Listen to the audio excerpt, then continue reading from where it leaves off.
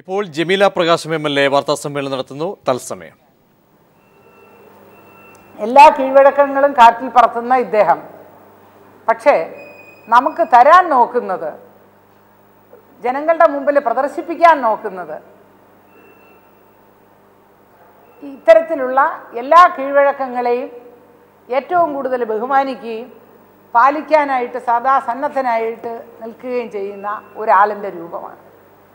കൂട്ടുത്തരവാദിത്വമുള്ള മന്ത്രിസഭയെ നയിക്കുന്ന ഇദ്ദേഹം എത്രയോ ദശാബ്ദങ്ങളിലെ നിയമസഭാ സാമാജികത്വവും 2 തവണ മുഖ്യമന്ത്രിയും അത് കഴിഞ്ഞ് അല്ലാതെ പലതവണ മന്ത്രിയും പിന്നെ പാർട്ടിയിലും സമൂഹത്തിലുമൊക്കെ വളരെ ഉന്നതമായിട്ടുള്ള പദവികൾ വഹിക്കുകയും ചെയ്യുന്ന അദ്ദേഹം ഇത്രത്തോളം ജീവകാരുണ്യം പോലും ഇല്ലാതെയാണ് ഈ പദ്ധതി പ്രദേശത്തുള്ള പാവങ്ങളോട് ഇപ്പോൾ പെരുമാറിക്കൊണ്ടിരിക്കുന്നത്. പലതവണ പറഞ്ഞതാണ്, ഒരാളിനെ പോലും വിഷമിപ്പിക്കില്ല, കണ്ണീര് വീഴാൻ ഞങ്ങൾ സമ്മതിക്കില്ല, അവരെ എല്ലാം ഞങ്ങൾ തക്കതായ രീതിയിൽ പുനരധിവസിപ്പിച്ചിരിക്കും. ഈ അഷുറൻസ് ശ്രീ ഉമ്മൻചാണ്ടിയെ പോലെ ദീർഘകാലത്തെ രാഷ്ട്രീയ സേവന പാരമ്പര്യമുള്ള ഒരു വ്യക്തി നേതൃത്വം കൊടുക്കുന്ന സർക്കാരിൻ്റെ ഭാഗത്തു നിന്ന് ഉണ്ടാകുമ്പോൾ ആ വ്യക്തി തന്നെ അത് ആവർത്തിച്ച് പറയുമ്പോൾ സാധാരണക്കാരായ ജനങ്ങൾ, സാധാരണക്കാരിലും വെച്ച് വളരെയധികം സാധാരണക്കാരായ ആ നാട്ടുകാർ അത് കണ്ണുമടച്ച് വളരെ സന്തോഷത്തോടു കൂടി വിശ്വസിച്ച് തുറമുഖ പ്രവർത്തനങ്ങൾക്ക് എല്ലാ സഹകരണവും നൽകിയവരാണ്. ഇപ്പോൾ തുറമുഖത്തിൻ്റെ ഉദ്ഘാടനം നടക്കുന്നതിന് മുമ്പ് തന്നെ നവംബർ 1 ഉദ്ഘാടനം വെച്ചിരുന്നപ്പോൾ അതിനും വളരെ മുമ്പ് തന്നെ പറഞ്ഞിരുന്നു, പുനരധിവാസ പാക്കേജ് നവംബർ 1 മുമ്പ് കൊടുത്തിരിക്കും. ഇപ്പം നവംബർ 1 കഴിഞ്ഞു, ഡിസംബർ 5 വന്നു കഴിഞ്ഞു. ഇതുവരെ പാക്കേജിന് അർഹരായിട്ട് ഉള്ളവരെ കണ്ടുപിടിക്കാനായിട്ട് ഒരു അപ്പീൽ ഹിയറിംഗ് ഇവിടെ നടത്തിയിട്ടില്ല.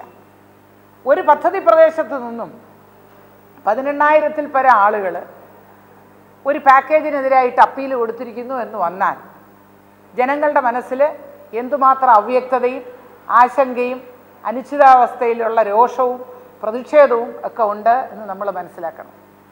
ഇപ്പോൾ അവിടെ ഈ തുറമുഖ നിർമ്മാണത്തിൻ്റെ ചുക്കാൻ പിടിക്കുന്നത്, അതിനൊരു ഫ്ലാഗ്ഷിപ്പ് കമ്പനി തന്നെ ഉണ്ട് നമുക്ക്, വിഴിഞ്ഞം ഇൻ്റർനാഷണൽ സീപോർട്ട് ലിമിറ്റഡ് എന്ന് പറയുന്ന കമ്പനി. ആ കമ്പനിയിലെ ഒരു ഉദ്യോഗസ്ഥൻ കഴിഞ്ഞ 12-ാം തീയതി അവിടെ ചെന്ന് എഴുത്തോ അല്ലെങ്കിൽ പത്രദ്വാരായുള്ള അറിയിപ്പോ ഒന്നും കൂടാതെ 40-42 പേരെ വിളിച്ചുകൊണ്ടുപോയി മന്ത്രി ബാബുവിൻ്റെ വിളിച്ചു കൂട്ടിയ ഒരു മീറ്റിങ്ങിൽ പങ്കെടുക്കാനായിട്ട്. ആ മീറ്റിങ്ങിൽ എന്നെ വിളിച്ചിട്ടില്ല. ആദ്യ ഘട്ടം തൊട്ടേ ഞാൻ MLA ആയ സമയം തൊട്ടേ ഞാൻ പറയുന്നതാണ്, ജനങ്ങളെ ബാധിക്കുന്ന കാര്യങ്ങൾ വരുമ്പോൾ MLA ആയിട്ടുള്ള എന്നെ ആ ആലോചനാ യോഗത്തിൽ പങ്കെടുപ്പിക്കണം. അതെന്ത് ചെയ്താൽ പങ്കെടുപ്പിക്കുകയില്ല എന്നുള്ള രീതിയിലാണ് നിൽക്കുന്നത്. അതേസമയം നമ്മുടെ നാഷണൽ ഹൈവേ ബൈപ്പാസിൻ്റെ നിർമ്മാണ പരിപാടി, അതിൽ പ്രധാനമായിട്ടുള്ള എല്ലാ ചർച്ചകളിലും എല്ലാ നിയമസഭാ സാമാജികരെയും പങ്കെടുപ്പിക്കാറുണ്ട്. അതും എൻ്റെ മണ്ഡലത്തെ സംബന്ധിച്ചിടത്തോളം നിർണായകമായിട്ടുള്ള വികസന പ്രക്രിയ ഉറപ്പുവരുത്തുന്ന ഒരു നിർമ്മാണ പദ്ധതിയാണ്. ഇവിടെ ഇദ്ദേഹത്തിന് വലിയ താല്പര്യമുണ്ട്, എന്തോ ഒരു നിക്ഷിപ്ത താല്പര്യമുണ്ട്. പ്രതിപക്ഷത്ത് അംഗമായിട്ടുള്ള ഒരു നിയമസഭാ സാമാജിക ഇത് ഒരാലോചനയിലും പങ്കെടുക്കാൻ പാടില്ല. തൽഫലമായിട്ട് ഓരോ പ്രഖ്യാപനവും പുറത്തു വരുമ്പോൾ, ഈ പുനരധിവാസ പാക്കേജ് പോലെയുള്ള കാര്യങ്ങൾ വരുമ്പോൾ അടിക്കടി മുഖ്യമന്ത്രിയെ കത്ത് വഴിയായിട്ട് അറിയിക്കുന്ന ഒരു ജോലിയിലേക്ക് മാത്രം പരിമിതപ്പെടുത്തി എന്നെ നിർത്താനാണ് മുഖ്യമന്ത്രി ശ്രമിക്കുന്നത്.